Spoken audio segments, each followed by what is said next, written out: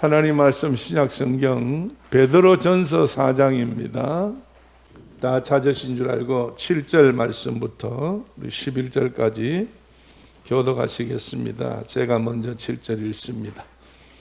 만물의 마지막에 가까웠으니 그러므로 너희는 정신을 차리고 근신하여 기도하라.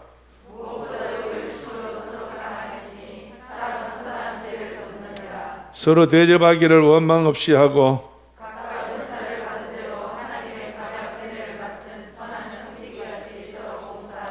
만일 누가 말하려면 하나님의 말씀을 하는 것 같이 하고 누가 봉사하려면 하나님의 공급하시는 힘으로 하는 것 같이 하라. 이는 범사의 예수 그리스도로 말미암아 하나님이 영광을 받으시게 하려 함이니 그에게 영광과 권능이 세세 무궁토록 있느니라. 아멘. 할렐루야.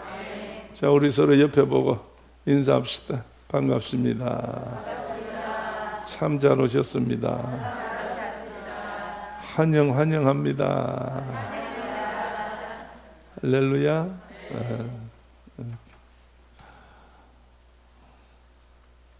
제 2교시가 시작됐습니다. 1교시는 오전에 했고 2교시가 됐는데 어떻게 보면 참 좋은 것 같아요. 도리어 또 만날 수 있고 또 연거푸 예배도 드릴 수도 있고 그래서 좋을 것 같아요. 좋은 것 같아요. 자, 오늘은 여러분 늘 듣던 말씀인데 오늘은 다시 주보에 보니까 제목이 뭐로 되어 있어요? 마지막 때 성도의 생활이다. 마지막에 가까웠으니 그랬어요. 이 마지막이라는 말은 성경에서는 종말이라고 하는 말입니다. 성경의 종말은 창세기에 나옵니다. 그것도 창조하시고 불과 얼마 되지 않아서 6장에서부터 종말이 나오는데 노아의 홍수 시절이 옵니다. 그래서 하나님께서 사람 만드신 것에 대해서 별로 좋아하지 아니하시고 불편해 하셨어요. 그래서 이것들을 내가 다 썰어버려야 되겠다. 그런데 다 썰어버리려니까 하나님께서 마음에 드는 사람은 썰어버릴 수가 없잖아요. 그래서 다 없었는데 하나님 마음에 드는 자 딱 하나 있었어요. 누가 있어요? 노아가. 노아는 당대 의인이요. 또 완전한 자예요. 그리고 하나님과 동행한 자예요. 근데 노아 하나 때문에 사실은 덤으로 몇 사람이 건진받아? 7가족이. 그래서 노아까지 8명이 그 하나님께서 마지막 때에 건져주는 사람들이 됩니다. 그래서 어떤 의미에서 지금 와서 보면 우리가 아담의 후손이라고 성경에 기록되어 있지만은 물론 노아도 아담의 후손이에요. 그 다음에 우리는 노아의 후손이에요. 그래서 하나님께서 아무리 세상에 멸망이 오고 세상에 나쁜 일을 하고 세상에 파괴될 만한 그런 환경이 이루어진다 할지라도 하나님께서 이 세상을 멸망시키고 파괴한다 할지라도 하나님 마음에만 들면 하나님 건져주신다는 거예요. 그리고 심판할 때에 마태복음 24장의 말씀 보게 되면 하나님께서 기다려서 하나라도 더 건지시려고 기다렸다가 심판하시려고 하셨는데 기다리니까 결국은 하나님께서 인정한 사람들이 그때까지 믿음으로 의인이 안 되는 거예요. 세속으로 빠져버리는 거예요. 그래서 하나님께서는 그 날들을 어떻게 한다고? 감하신다고. 날들을 땡기신다고. 그래서 하나님이 나를 감하지 아니하면 구원받을 사람이 없어. 그러니까 무슨 말이냐 하면 이 모든 것이 사람의 생각대로 되는 것이 아니고 하나님의 계획과 하나님의 뜻대로 된다는 이야기예요.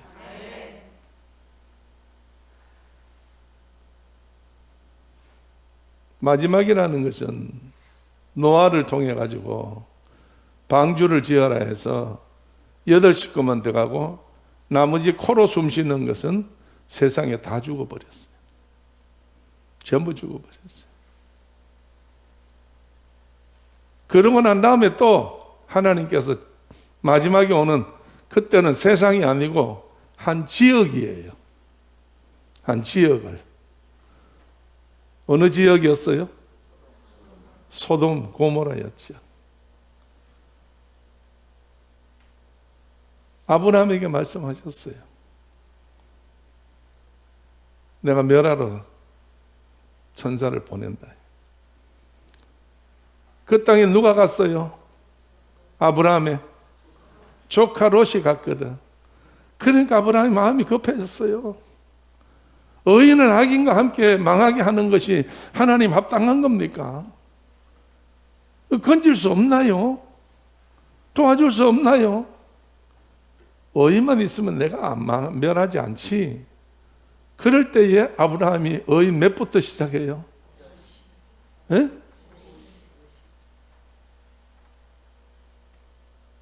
의인을 하나님 앞에 아브라함이 흥정을 하는 거예요.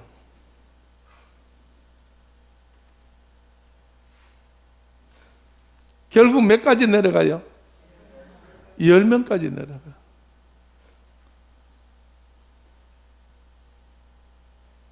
그런데 결국은 시알이 보니까 아브라함이 아무리 시알이도 10명이 있어 없어?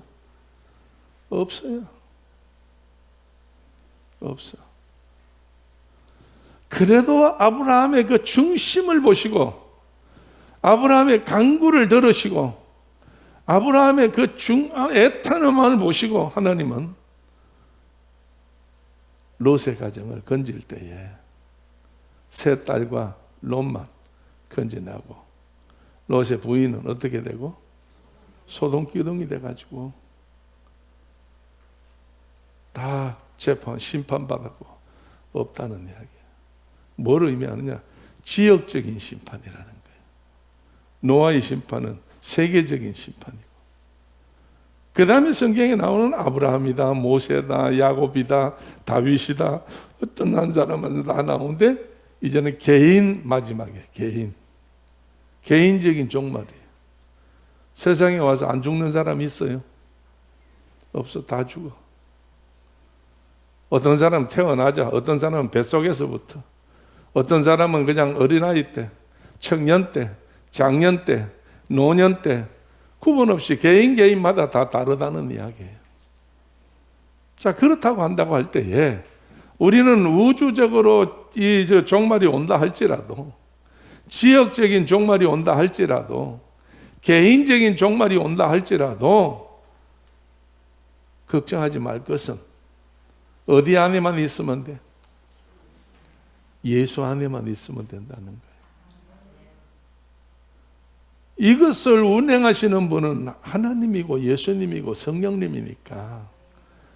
그래서 늘 성령님 안에 있으면 되는데 예수님께서 내 안에 있으려면 어떻게 해야 된다고? 깨어 있어야 된다. 예수 안에서 구원받기를 원하고 살기를 원하고 하나님이 약속된 하나님의 나라로 가기를 원한다고 한다고 하면 늘 예수님 때문에 우리가 깨어 있어야 된다는 거예요. 깨어 있어야 된다는 말은 자지 말라는 말이겠지만은 뭘 자지 말라는 이야기냐? 잠을 안 자면 안 되지. 육신은 잠을 자야지. 그러니까 하나님께서 사랑하는 자에게는 뭘 준다고? 잠을 준다고 그랬으니까. 사랑하는 자에게는 잠을 줘요. 푹 주무셔야 돼. 예수 잘 믿어도 잠은 잘 자야 돼요. 하나님께서 깨어 있으라니까 이제 자면 안 돼.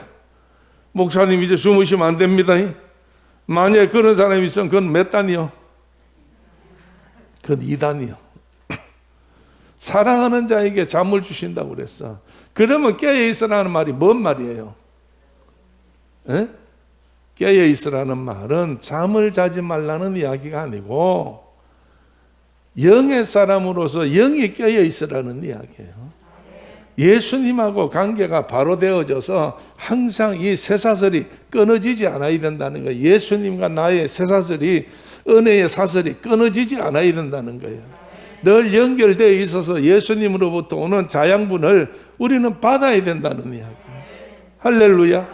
그렇기 때문에 깨어있는 사람은 예수님 말씀하신 같이 내 배에서 뭐가 흘러? 생수가 강같이 흐른다고 그랬어.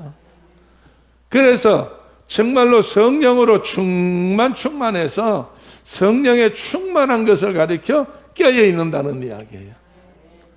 그래서 열처녀 비유를 하실 때에 다섯 처녀 다른 게 뭐 있어요? 등도 있어요. 다 졸면 자요. 불이 가물가물해요. 다 똑같아요. 다 기다리고 있어요. 10명이. 그런데 하나 다른 게 있었어요. 5사람에게는 똑같이 다 있는데 뭐가 없어? 여분의 기름이 없어. 여분의 기름이. 그 등 안에는 기름이 있는데 여분의 기름이 없어. 그래서 보라 신랑이로다 하고 문을 두드리고 소식이 오니까 자다가 졸다가 깜짝 놀라 깨보니까 불이 어떻더라? 꺼져가더라고 그랬어. 13의 불이 똑같이 다 꺼져가. 왜? 똑같이 시작했으니까. 그래 꺼져가니까 깜짝 놀라 정신 차리고 5사람은 어떻게 한다고? 여분의 기름을 등에다 다시 부어. 그런데 5사람은 기름이 준비가 안 돼 있어. 그러니까 옆에 붓는 걸 보고 그 기름 좀 반반 나눠. 그 기름 우리하고 좀 나누어줘. 우리도 불이 꺼져가. 이렇게. 준다고 그랬어? 안 준다고 그랬어? 불이 꺼져가니까.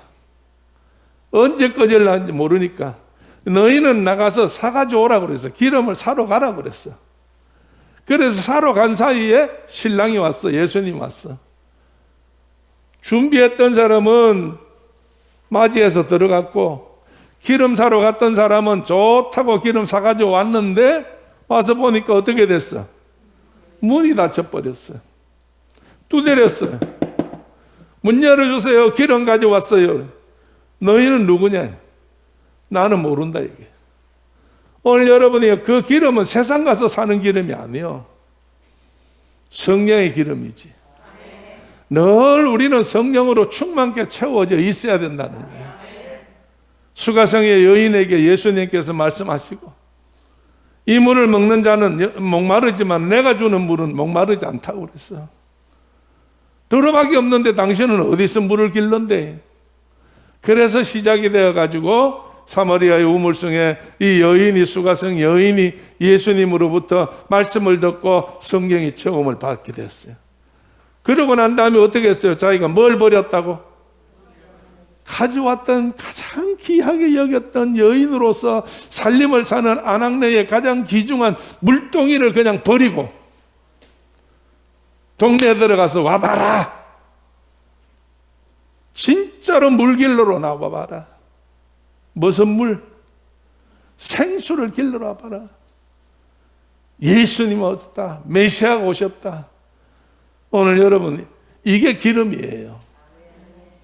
오늘 우리가 성령으로 채워지지 않는다면 언제 어느 때 어떻게 여러분 어려움 당할는지 몰라. 그렇기 때문에 늘 마지막 때에는 성령으로 채워져 있어야 돼요. 오늘 여러분 마지막 때가 오는 것이 우리가 두려워하면 안 돼. 이건 약속된 거니까 언제 와도 와요. 언제 마지막에 와도 온다니까요. 언제 우리가 핍박을 받아도 핍박을 받을 때가 와요. 오늘 여러분 고난을 받을 때가 온다니까요. 그러나 고난을 받고 핍박을 받을 때가 올 때라도 이것을 피하게 할 수 있는 분은 따로 계셔. 이기도록 할 수 있는 분이 계시다니까. 우리를 거기에서 이길 수 있도록 도와주시는 분이 계셔. 누구예요? 예수님이, 하나님이, 성령님이 우리를 도와주신다니까요. 그렇기 때문에 우리가요, 그것을 어려움이 오는 것에 대해서 두려워하면 안 되고, 내가 그런 걸 올 때에 이길 수 있는 힘을 잃어버릴까봐 여러분 걱정하셔야 돼. 이게 뭐예요? 믿는 사람이 내 속에서 성령의 불이 꺼질까봐 걱정을 해야지. 성령의 불이 꺼질까봐 걱정을 해야 되고, 성령을 소멸할까봐 걱정을 해야지. 할렐루야.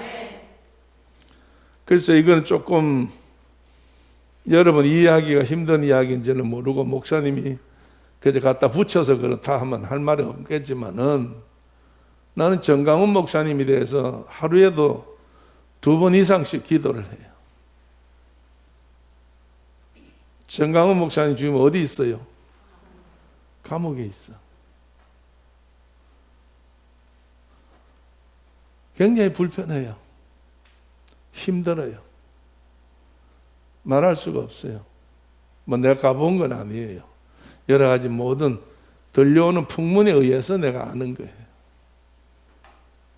목사님이 담고 있는 담임으로 계시는 사랑제일교회는 어떠냐 이거예요. 교회가 다 파괴돼요.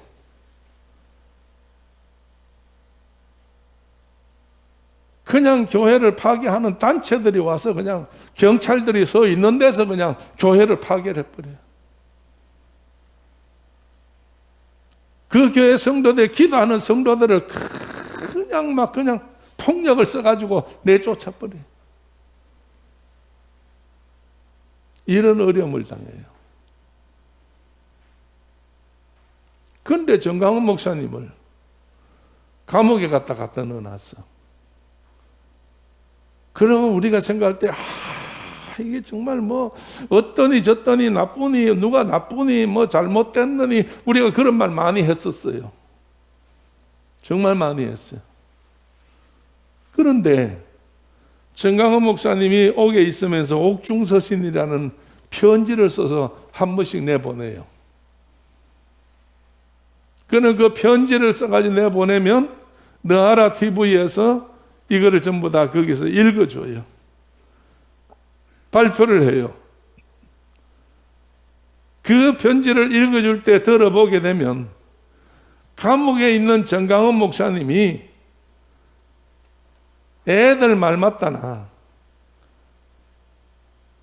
정말로 눈꽃만큼도 그 긴 편지글에 옥중서신에 불평이라는 게 없어. 불만이라는 게 없어. 원망이라는 게 없어. 그저 처음부터 끝까지가 다 하나님이 하시는 일이다. 하나님이 함께 하시는 거다. 하나님의 계획 안에 있는 거다. 하나님은 역사하신다. 낙심하지 말아라. 미워하지 말아라. 기도만 해라. 나는 이 안에서 참 편안하게 있다. 성령의 도우심으로 편안하게 있다. 그게 편해서 편하겠어요. 몸도 안 좋은 데다가 얼마나 힘들겠는데. 그분은 지병을 가지고 있잖아. 척추 이게 말 안 돼. 수술해서 쇠를 이 안에다 척추에다가 쇠를 2개 넣어놨잖아요. 지금 새막대기를. 키가 남보다 커가지고 깜빵이 이게 짧아가지고 다리를 못 핀대요. 그런 속에 있는데도 정말 그는 기쁨으로 감사함으로 그렇게 하는 거예요. 그리고 밖에 있는 사람들 원망하지 말고 불평하지 말고 짜증내지 말고 낙심하지 말고 근심하지 말고 기도만 해라. 찬송만 해라. 말씀만 읽어라. 믿기만 해라. 언젠가는 하나님 안에서 하나님이 하시는 일이다. 오늘 여러분 어려움 당할 때에 성도가 취할 수 있는 자세가 바로 이거 아니겠어요? 정말 대한민국에 정말 믿음의 귀한 분을 두셨어. 하나님이 선택하시고 택하셔가지고 쓰시는 분이 계시다는 이야기예요. 네. 그러면 만물이 마지막에 가까웠을 때 해야 할 일이 뭐냐 이거야. 성도들이 해야 할 일이. 자, 여러분 거기 한번 읽어보세요. 7절 말씀 한번 읽어봐요. 뭘 하라고 했는가? 만물의 시작.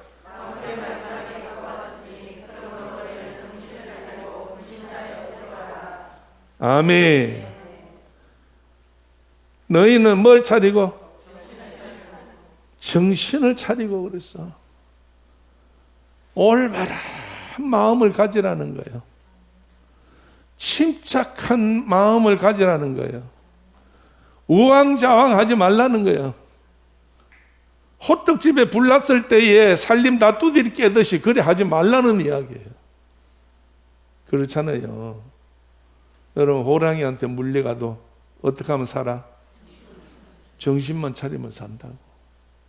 아무리 어떤 일이 일어나다 한다 할지라도 자기 정신만 딱 바로 차리고 있으면 살 수 있는 길이 있어요. 아무리 세상의 혼돈 가운데 복잡한 가운데 어려운 가운데 있다 할지라도 다 하나님이 주장하시니까 하나님만 바라보고 나가면 되는 거예요. 할렐루야. 정말 하나님 믿어야 돼.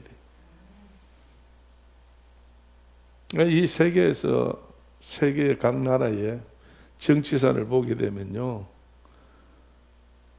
뭐 독재도 있고 폭군도 있고 별별 일이 많고 공산당도 있고 뭐 그게 많이 있어도 교회를 건드렸다고 하면 그 정권은 편안하지를 못했어요. 곧 사라졌어요. 역사에 그래 돼 있어요. 여러분 과거에 우리나라에 어느 시절이 제일 백성들이 힘든다고 막 데모를 하고 그 백성들이 힘들어했어요. 여러분 경험이 없을 수도 있어요. 그 당시에는 어렸기 때문에. 여러분 박정희 시대 때 뭐 그냥 어떻다, 전두환 시대 어떻다 저떻다, 그러니까 데모가 그렇게 많이 일어나고 그래 했는데도 데모권들이 살라고 하면 어디로 피신했어요? 천주교회나 교회나 절간으로 피신했어. 절대로 그때의 그런 공권력이 힘들어도 거기는 안 건드렸어. 그래서 대한민국이 여러분요, 위대한 나라였어. 세계에서 제일 위대한 나라가 네 나라라고 그래요. 첫째는 독일, 둘째는 미국, 셋째는 터키, 넷째는 어딜까요? 에? 대한민국이라고 해봐. 이게 넷째예요. 네. 이거 누가 개인이 한 게 아니고 누가 한 게 아니고 세계에서 모든 걸 다 따졌는데 첫째는 독일, 둘째는 미국, 셋째는 터키, 넷째는 대한민국이라는 거예요.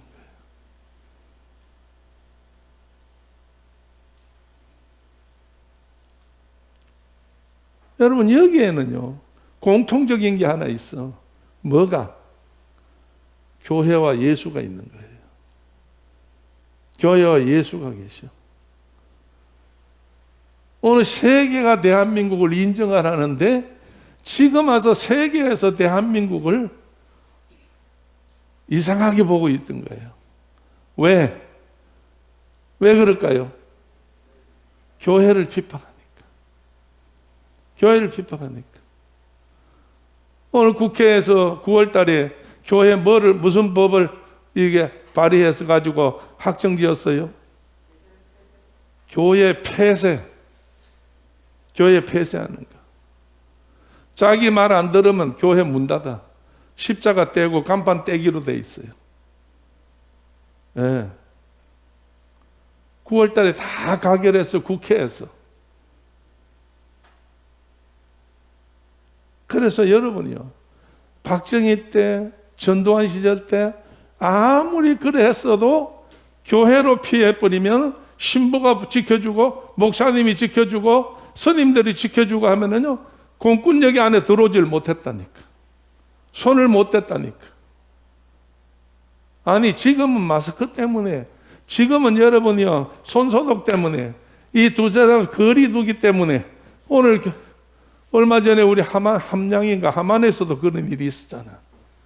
공무원이 교회 들어와가지고 막 야단법 들어가지고 얼마나 시끄러웠어요. 오늘 그러기 때문에 우리가 하나님 앞에서 정말로 어떤 것이 무서운 것이 아니라 내가 하나님하고 거리가 멀어질까봐 떨어질까봐 여기에 대한 두려움이 있어야 되는 거예요. 하나님과 떨어지면 안 돼. 그렇기 때문에 정신 차리고 그랬어. 어려움이 올 때 정신을 똑바로 차려. 세상만 바라보고 가면 안 되는 거예요. 하나님을 볼 줄 알아야 돼. 그 다음에 정신 차리고 뭐 하고? 근신하라고 그랬어. 근신하는 게 뭐예요? 환경에 어떤 변화가 오더라도 그게 휩쓸려 가지 않는 거예요. 자기를 절제하는 거예요. 자기를 지키는 거예요. 자기를 조심하는 거예요. 절제할 때에 근신하여 뭐 하라고? 기도하라고. 그래서 첫째가 하나님하고 관계가 바로 돼야 된다는 거예요. 어려움이 올 때 하나님하고 관계가 바로 돼야 돼. 그럼 하나님하고 나하고 바로 되는 관계는 뭐냐? 기도 외에는 없어. 그래 안 그래요? 오늘 여러분, 하나님하고 나하고 관계는 기도해야 되는 거지.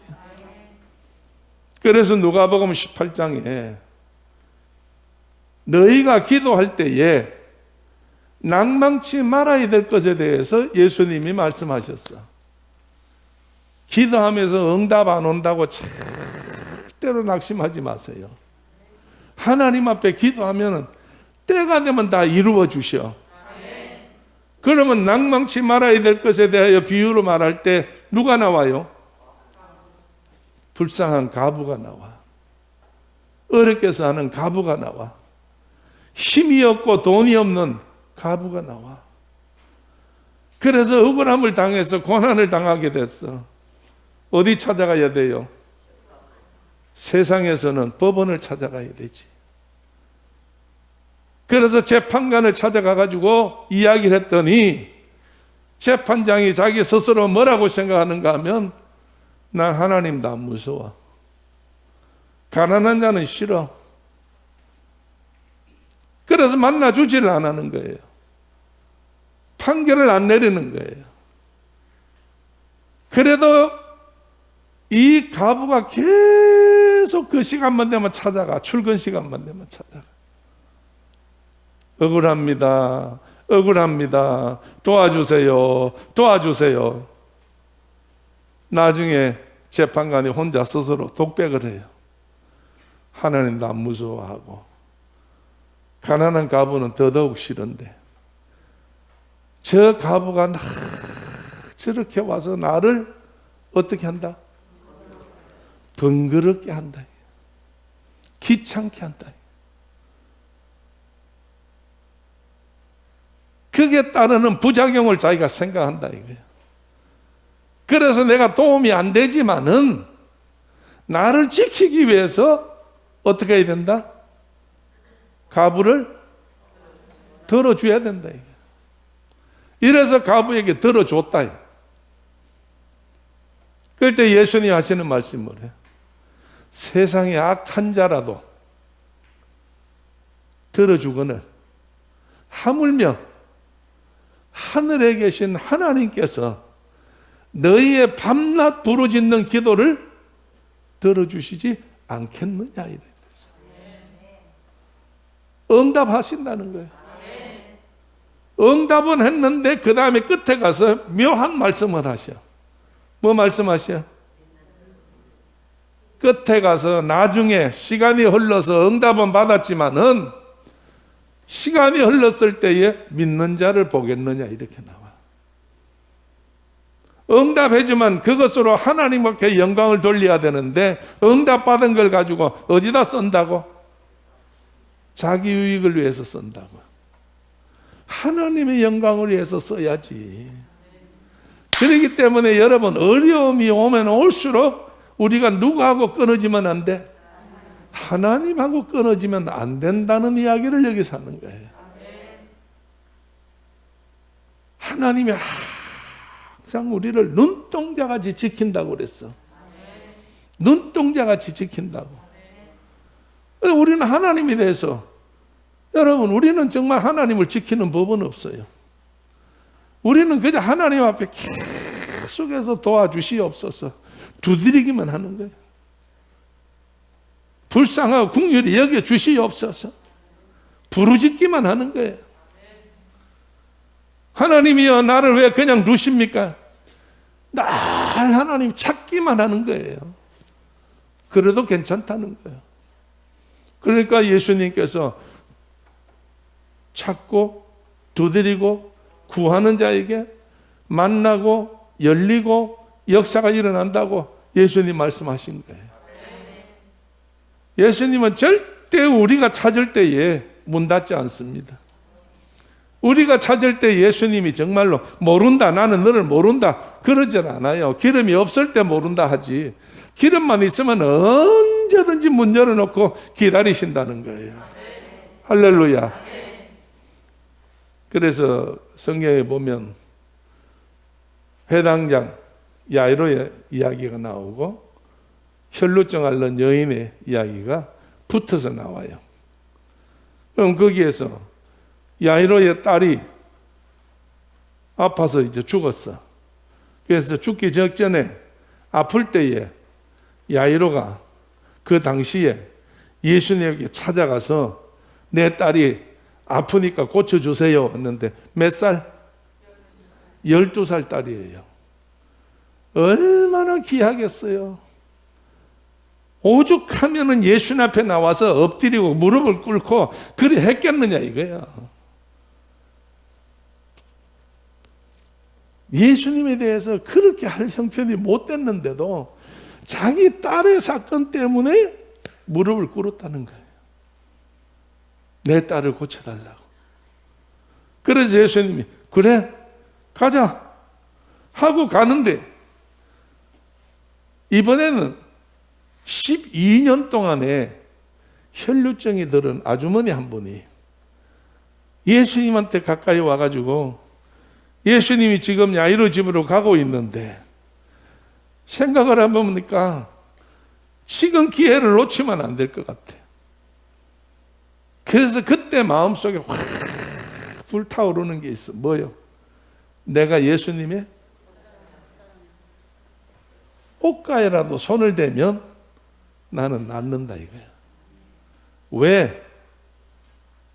지금까지 12년 동안 앓으면서 성경에 보면 뭐라고 그랬어요? 의원에게, 의사들에게 어떻게? 많은 고난을 받고 이렇게 났어. 의사 시키는 대로 했더니 힘만 들었지 해결되지 않았다는 이야기예요. 그 다음에 12년 동안에 뭘 다 잃었어? 모든 재산을 허비하고 그래놨어. 남편이 죽었으니까 물려준 재산이 있었는데 자기 병 하나 고치느라고 12년 동안에 그게 다 날아가 버렸어. 이제는 길이 없어, 방법이 없어. 그러니 오늘 이 예수님 안 고치면 나는 내일 죽어. 그러니까 예수님 앞에 고침 받아야 돼. 절박함이 있어서 내가 예수님의 옷에라도 손대면 예수님의 능을 통해서 내가 나을 것이라는 사실, 믿음이 확 왔어요. 그래서 옷에다가 손을 댔어. 가시던 예수님이 걸음을 멈추고 뒤돌아보면서 누가 내 몸에 손을 댔냐? 예수님이 제자들이 뭐라고 그래요? 예수님, 손댄 사람 아무도 없어요.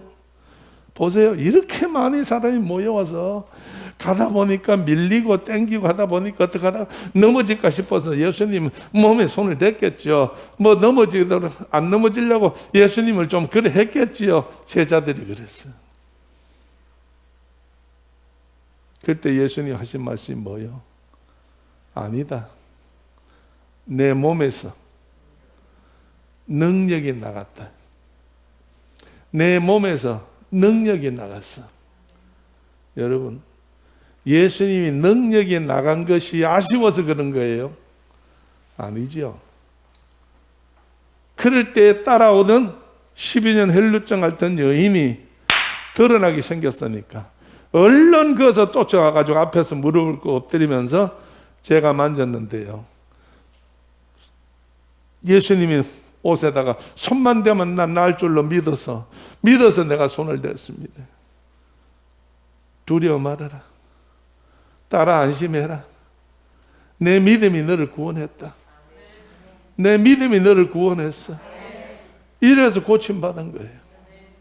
예수님하고 가까이 하는 사람은, 어려울 때에 예수님하고 가까이 하는 사람은 언제든 예수님 사랑을 받고 예수님으로부터 해결함을 받아.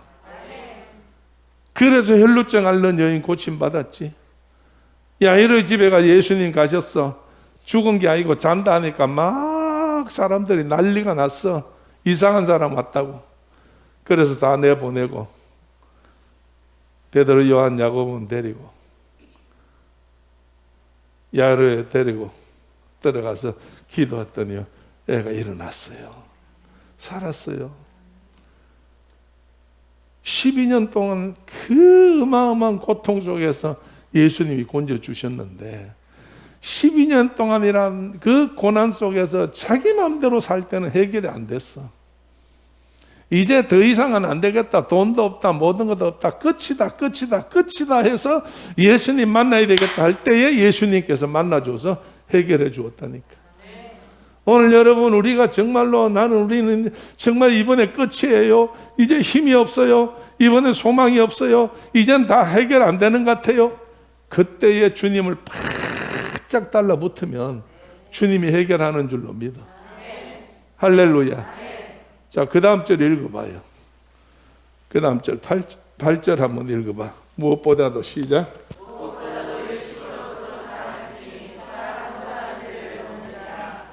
아멘. 열심으로 뭘 하라고? 사랑하라고. 사랑은 어떤 걸? 허다한 죄를 덮는다 그랬어요. 허다한 죄를 덮어. 누가복음 15장에 아버지가 두 아들 된 아버지가 나오는데 이게 탕자의 비유라는 게 나와. 둘째 아들이 하루는 아버지한테 와서, 아버지, 이제 저도 이만큼 성장했는데요, 갈 길로 갈 수 있도록 날 도와주세요. 나한테 돌아올 분깃을 주세요. 형님은 아무 말 안 하고 있는데 동생이 그렇게.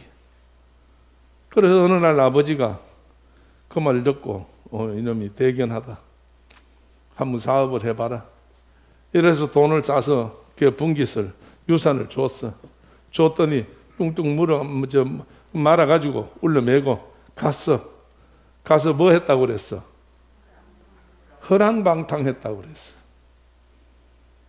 그러니까 다 돈을 다 허랑방탕했으니 그 다음에 오는 게 뭐요? 흉년이 온 거예요. 하나님이 가만 안 놔두지. 흉년이 왔어.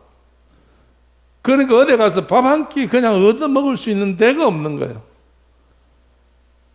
너무 굶주려서 어느 집에 가가지고 내가 이 집에 일할 테니까 나를 먹을 것만 주세요 했더니, 그래 그럼 저 농장에 가서 돼지나 돌보고 그 돼지와 함께 살고 그 돼지 먹는 거 먹어라 보냈어요. 가보니까 돼지가 먹는 것도 못 먹겠는 거예요. 그때 깨달아지는 거지. 내 아버지 집에도 품꾼이 많은데 내 아버지 집에는 먹을 것이 있을 거다. 내가 아버지한테 가서 아들이라 하지 말고 나를 품꾼으로 써달라고 하자. 돌아섰어요. 찾아갔어요. 동네 입구에 들어섰더니 아버지가 기다리고 계시다가 아들이 오는구나 하고 두 팔 벌리고 안아주고 울면서 부둥켜 안고 고생을 얼마나 많이 했노? 네 얼마나 괴로움 당했느냐? 그래서 종들을 불러가지고 야 이제 아들이 살아 돌아왔다. 목욕을 시켜라. 금가락지를 끼워라. 신발을 신겨라. 좋은 옷을 입어라. 송아지 잡아라. 사람들 불러라. 잔치하자. 잔치가 벌어졌어.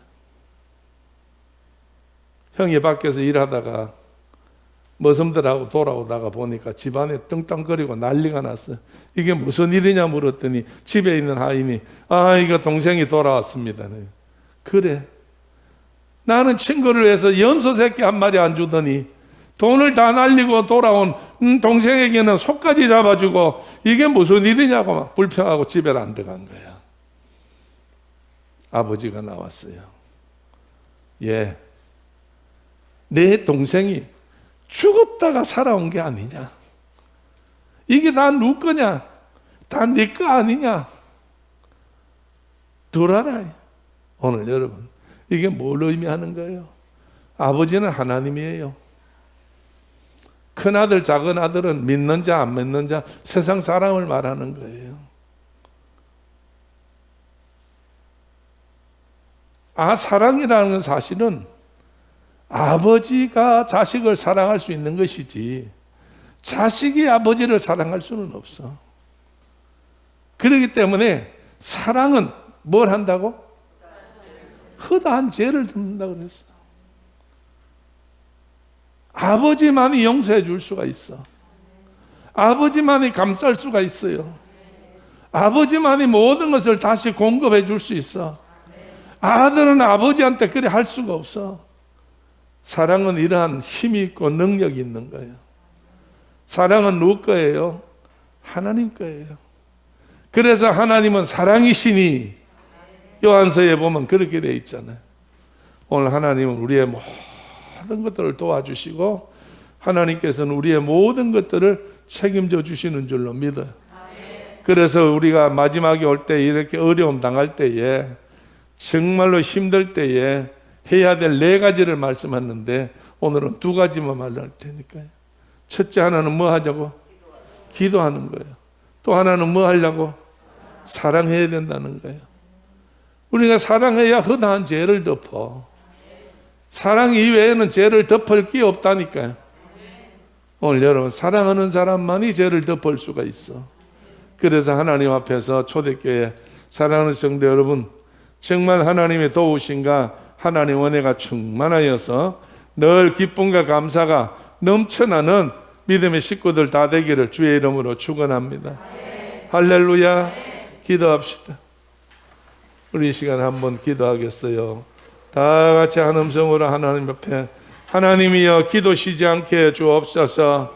사랑할 수 있도록 하나님의 사랑의 은사를 우리에게 부어 주옵소서. 다 같이 주의 한번 외치고 한 음성으로 기도합니다. 지금은 우리 주 예수 그리스도 은혜와 하나님 아버지의 크신 사랑과 성령님의 감동 감화하심과 충만하심이 오늘 함께 예배드리는 우리 모두들 머리 위에와 피로 값주고 세우신 초대 교회 위에 이 교회에서 기도하는 기도 제목들 위에 그리고 흩어져 있는 우리 모든 성도들과 선교사들 위에 나라 민족 위에 영원토록 함께 계시옵기를 간절히 축원하옵나이다. 아멘.